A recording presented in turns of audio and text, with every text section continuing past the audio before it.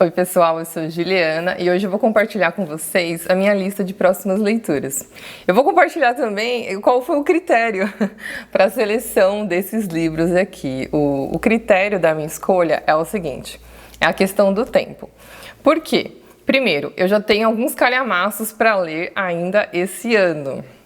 Eu tenho aqui para ler Os Miseráveis, estou lendo O De Amor e Trevas, de Amos Oz, e também Mulherzinhas. Se a gente somar as três grandes obras, olha só, dá mais de 3.000 páginas aqui. Então tá. Então, calhamaço esse ano aqui, só depois que eu terminar esses aqui então. Não vou pegar mais nenhum calhamaço para ler por enquanto, não tão cedo assim.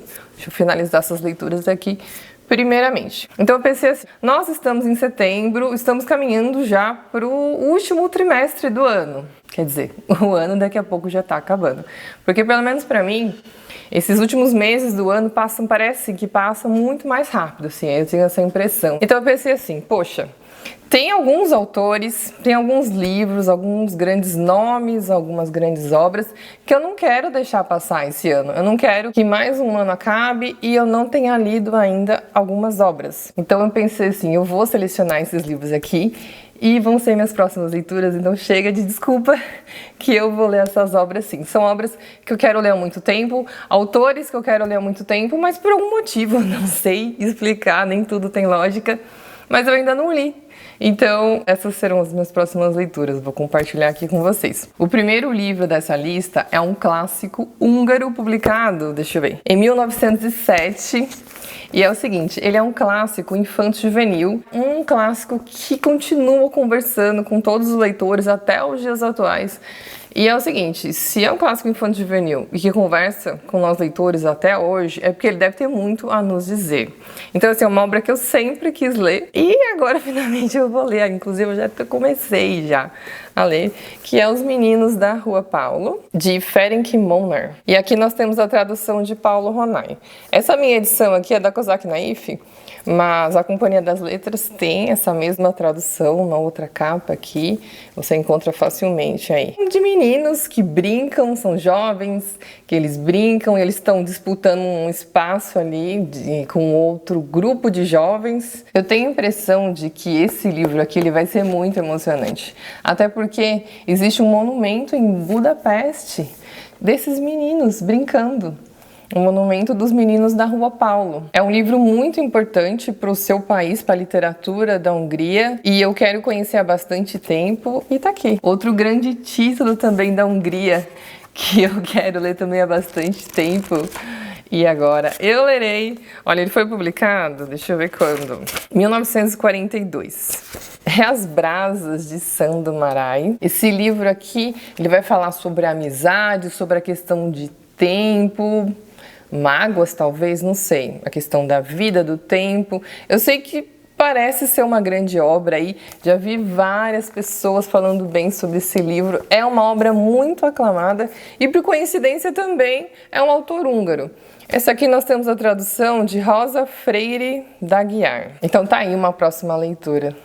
Agora eu vou falar de uma autora que eu tenho grandes expectativas para conhecer a sua escrita. Ela é a primeira mulher a receber o prêmio Pulitzer de ficção. Ela já escreveu A Época da Inocência, A Casa da Alegria. E eu tenho esse livro aqui, acabei de comprar ele, se chama A Velha Nova York, e a autora é Edith Wharton. Isso aqui é uma coletânea, temos 4 novelas aqui, e A Velha Nova York foi publicada em 1924. Pretendo começar então pelas novelas, e Edith Wharton foi uma autora, inclusive, olha só, tá escrito aqui, que ela teve as suas virtudes literárias reconhecidas em vida. Gênios das letras contemporâneas dela, como Hemingway, Fitzgerald e Henry James, não se cansaram de manifestar apreço pelo trabalho da autora. Ela é conhecida por desenvolver personagens femininas fortes e atípicas. E cada novela se passa numa década do século XIX. Uma se chama Falso Amanhecer, ela é ambientada em 1840, a outra A Solteirona, em 1850, A Faísca, ambientada em 1860, e Dia de Ano Novo, ambientada em 1870. Como eu já disse, essa coletânea foi publicada em 1924. 4. E tem outra grandiosíssima autora também para conhecer. Eu comecei a ler seus livros pela sua não ficção. Eu comecei a ler primeiro seus artigos, seus textos críticos sobre literatura. Eu li primeiramente esse livro delicioso, Mulheres e Ficção, de Virginia Woolf. Estou lendo no momento, inclusive, esse outro aqui, que é a Arte do Romance. Esse aqui são 9 textos. Fala sobre literatura, sobre reler romances, biblioteca, mulheres e literatura. Mas esse aqui são textos críticos. Então, eu vou começar a sua ficção. E também tenho grandes expectativas por conta do nome, né? Nome muito forte. Virginia Woolf é um nome fortíssimo, é uma das maiores romancistas do século XX. A autora, ela é muito conhecida pela sua narrativa. Ela utiliza o fluxo de consciência, que é aquele monólogo interior, aquelas ideias não lineares, uma sensibilidade muito aguçada e também essa questão da psicologia dos personagens. Essa obra aqui foi publicada em 1927. Grandes romances de Virginia Woolf são Mrs. Dalloway, As Ondas, tem Orlando também, mas eu escolhi Passeio a Farol para começar a conhecer a escrita de Virginia Woolf.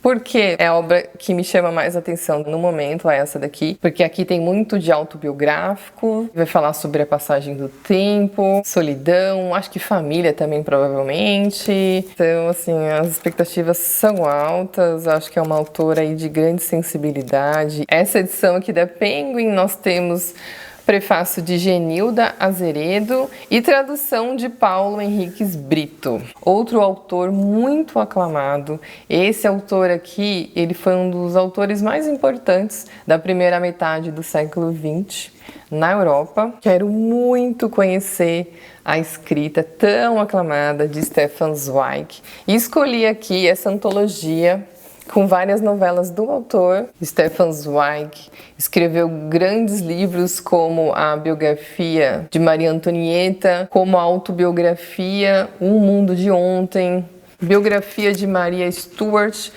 E nessa antologia aqui, nós temos aclamadas novelas do autor, como, por exemplo, Carta de uma Desconhecida, 24 Horas da Vida de uma Mulher e Confusão de Sentimentos. Stefan Zweig nasceu em Viena em 1881. Ele teve que emigrar para Londres, depois para Nova York e até aqui no Brasil. Ele morou alguns meses para fugir da perseguição nazista. Mas aqui no Brasil ele viveu por poucos meses.